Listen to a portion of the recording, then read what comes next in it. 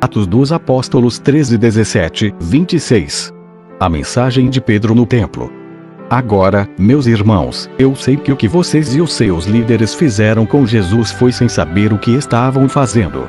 Mas Deus cumpriu assim o que havia anunciado há muito tempo pelos profetas, isto é, que o Messias, que ele escolheu, tinha de sofrer.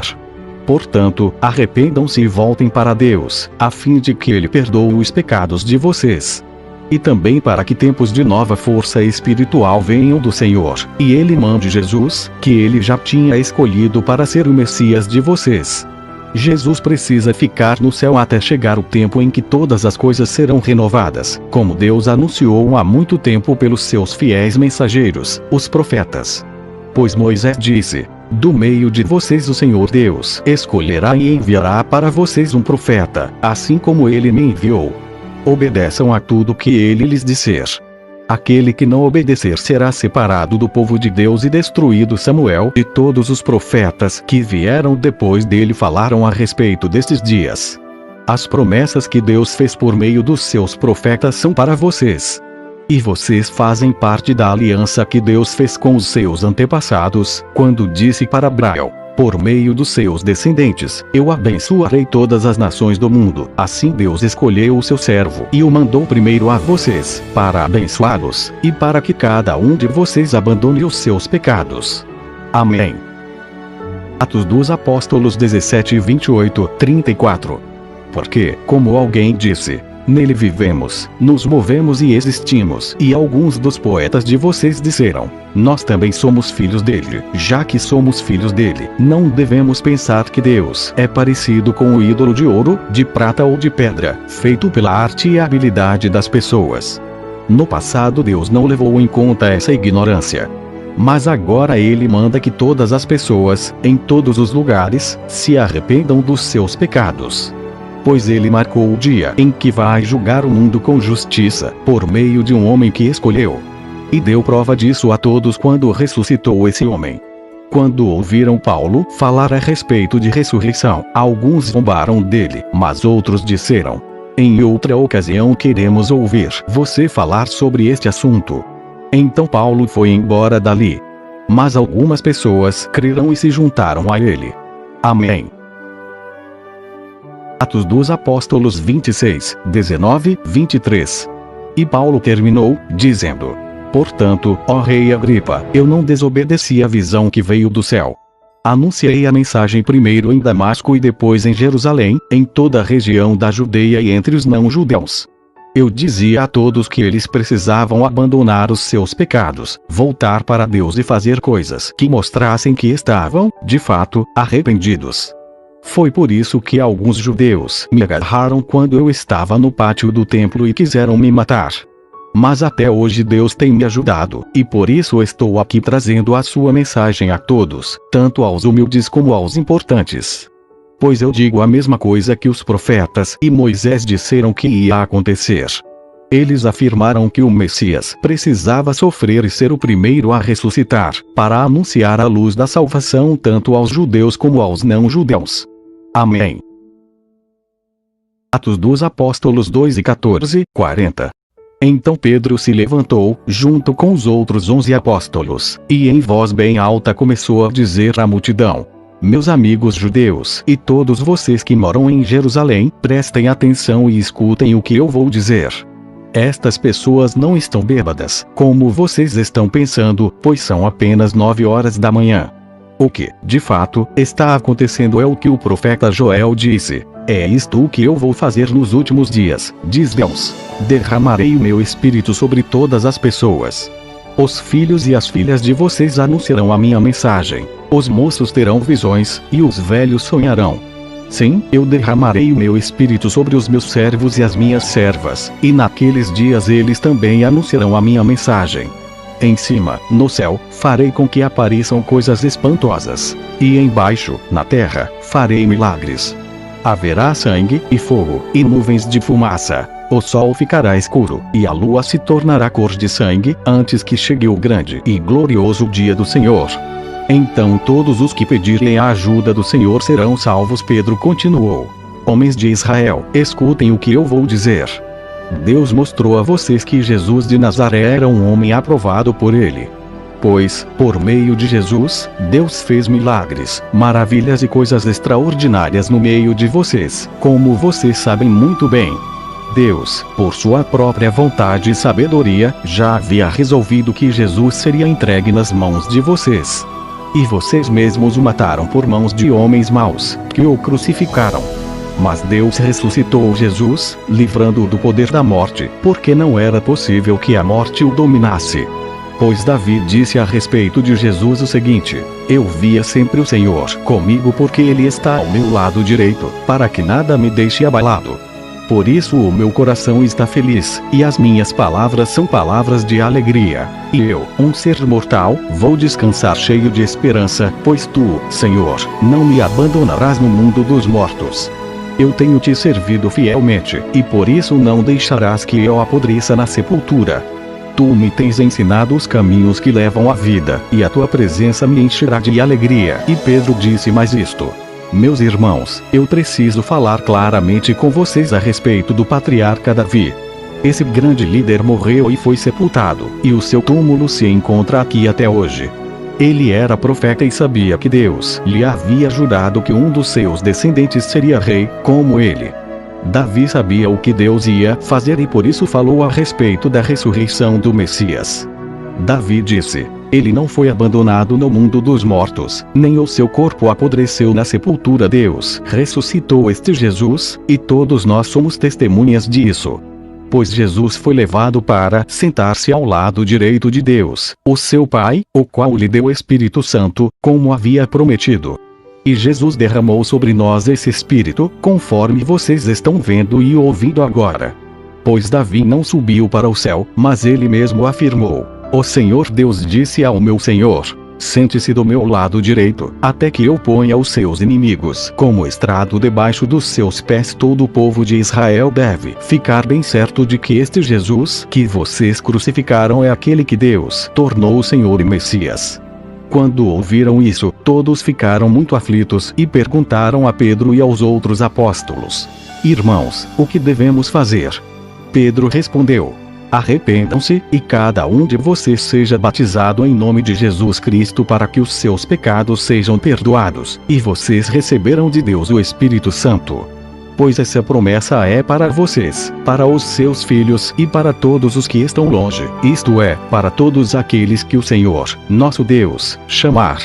Pedro continuou a dar o seu testemunho e, com muitas outras explicações, procurou convencê-los, dizendo: Saiam do meio dessa gente, mas salvem-se. Amém. Mateus 3, 12. Naquele tempo João Batista foi para o deserto da Judeia e começou a pregar, dizendo: Arrependam-se dos seus pecados, porque o reino do céu está perto. A respeito de João, o profeta Isaías tinha escrito o seguinte: Alguém está gritando no deserto: Preparem o caminho para o Senhor passar. Abram estradas retas para ele. João usava uma roupa feita de pelos de camelo e um cinto de couro e comia gafanhotos e mel do mato. Os moradores de Jerusalém, da região da Judeia e de todos os lugares em volta do rio Jordão iam ouvi-lo. Eles confessavam os seus pecados, e João os batizava no rio Jordão. Quando João viu que muitos fariseus e saduceus vinham para serem batizados por ele, disse: Ninhada de cobras venenosas! Quem disse que vocês escaparão do terrível castigo que Deus vai mandar? Façam coisas que mostrem que vocês se arrependeram dos seus pecados. E não digam uns aos outros: Abraão é nosso antepassado, pois eu afirmo a vocês que até destas pedras Deus pode fazer descendentes de Abraão. O machado já está pronto para cortar as árvores pela raiz. Toda árvore que não dá frutas boas será cortada e jogada no fogo. Eu os batizo com água para mostrar que vocês se arrependeram dos seus pecados, mas aquele que virá depois de mim os batizará com o Espírito Santo e fogo. Ele é mais importante do que eu, e não mereço a honra de carregar as sandálias dele. Com a pá que tem na mão, ele vai separar o trigo da palha. guardará o trigo no seu depósito, mas queimará a palha no fogo que nunca se apaga. Amém. Isaías 31:17. O Senhor Deus diz: ai dos meus filhos que se revoltam contra mim, que fazem planos sem me consultarem, assim não acordo sem a minha aprovação. Assim amontoa pecado em cima de pecado. Pois, sem me pedirem licença, as autoridades de Judá foram ao Egito pedir socorro ao seu rei, pois confiavam no seu poder para proteger Judá. Mas em vez de socorro virá a desilusão, e em vez de proteção haverá humilhação. Os embaixadores de Judá já chegaram ao Egito, às cidades de Zoan e de Anês. Mas eles só sentirão vergonha, pois os egípcios não os ajudarão em nada. Pelo contrário, serão motivo de vergonha e humilhação. Esta é a mensagem de Deus a respeito das feras da região sul. Os embaixadores atravessam uma região perigosa e difícil, onde há leões, cobras e dragões voadores.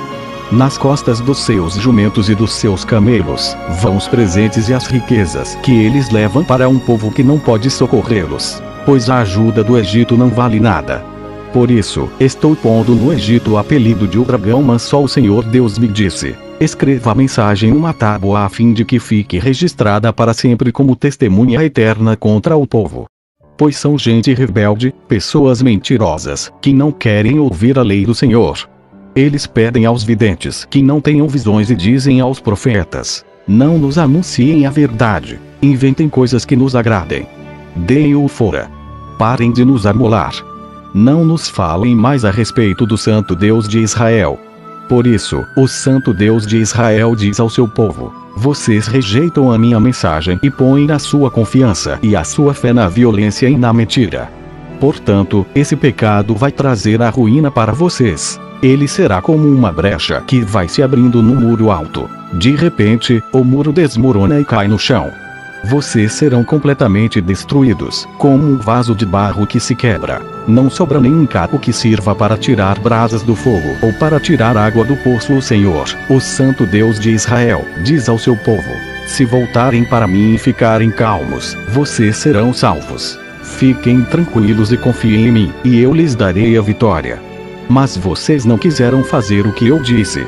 Pelo contrário, disseram assim: não. Nós vamos montar cavalos ligeiros e assim escaparemos do inimigo. Pois fujam, se puderem, mas os cavalos dos inimigos são mais ligeiros do que os céus. 1000 de vocês fugirão de um só inimigo que os atacar, 5 inimigos farão com que todos vocês fujam. Os poucos que restarem parecerão um mastro de bandeira sozinho no alto de um morro. Atenção! O Senhor Deus vem de longe, é Ele mesmo que vem. Ele chega furioso, no meio de grossas nuvens de fumaça. Cheio de ira, ele fala. As suas palavras são como um fogo devorador. O sopro do Senhor é como uma enchente que sobe até o pescoço das pessoas. O Senhor peneira os povos como se fossem trigo, e os joga fora como se fossem palha. Ele põe freios na sua boca e os leva por caminhos errados. Mas vocês cantarão de alegria, como fazem nas noites das festas sagradas. Vocês ficarão felizes como os que, ao som da música de flautas, sobem um monte sagrado para adorar o Senhor, o forte protetor de Israel. A voz majestosa do Senhor será ouvida por todos, e ele mostrará a sua ira furiosa. Haverá fogo devorador, trombas d'água, tempestades e chuvas de pedra, e ele levantará o forte braço para castigar.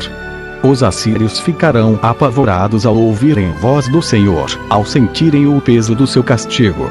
Ao som de tambores e de liras, o Senhor surrará os assírios com seu bastão. Ele mesmo lutará contra eles. Há muito tempo está preparada para o rei da Assíria uma fogueira em que ele será queimado. Ela está num lugar fundo e largo, e há bastante lenha para queimar. Como um rio de enxofre, o sopro do Senhor porá fogo na lenha. Amém.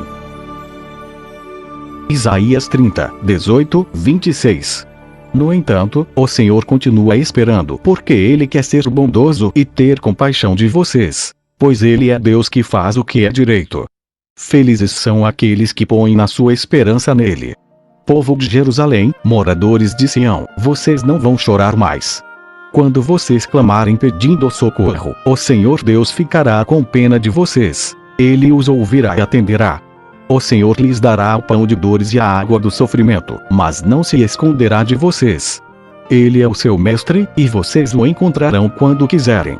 Se vocês se desviarem do caminho, indo para a direita ou para a esquerda, ouvirão a voz dele atrás de vocês, dizendo: o caminho certo é este. Andem nele, vocês pegarão as suas imagens revestidas de prata e os seus ídolos folheados a ouro e os jogarão fora como se fossem coisas impuras.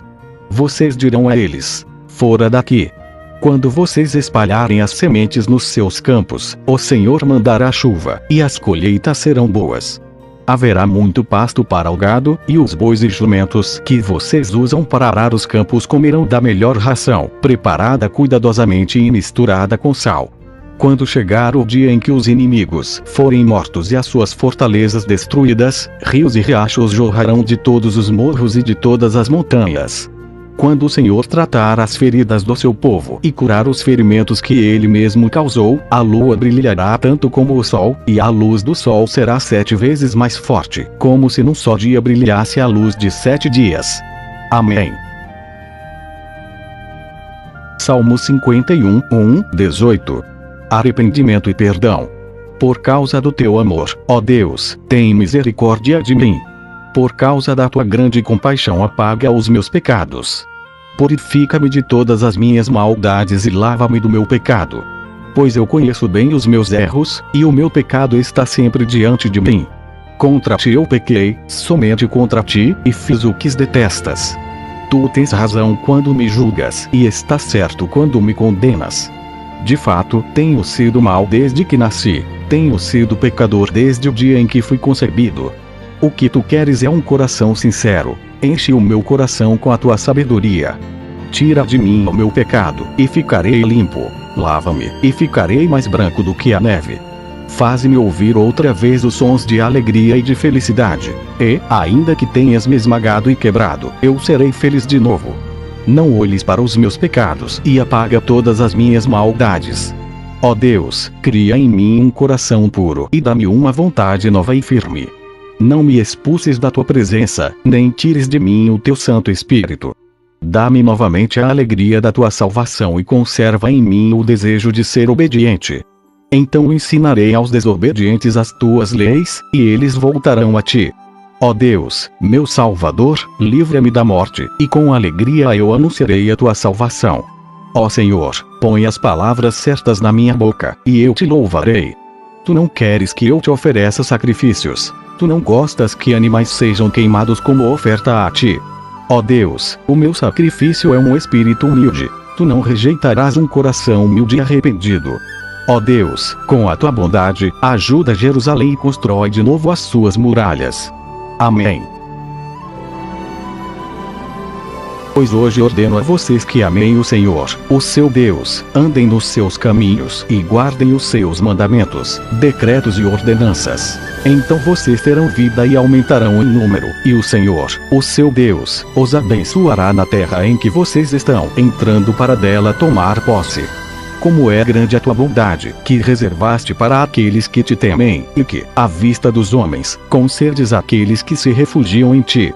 O Senhor te abençoe e te guarde. O Senhor faça resplandecer o seu rosto sobre ti e te conceda graça. O Senhor volte para ti o seu rosto e te dê paz. Amém.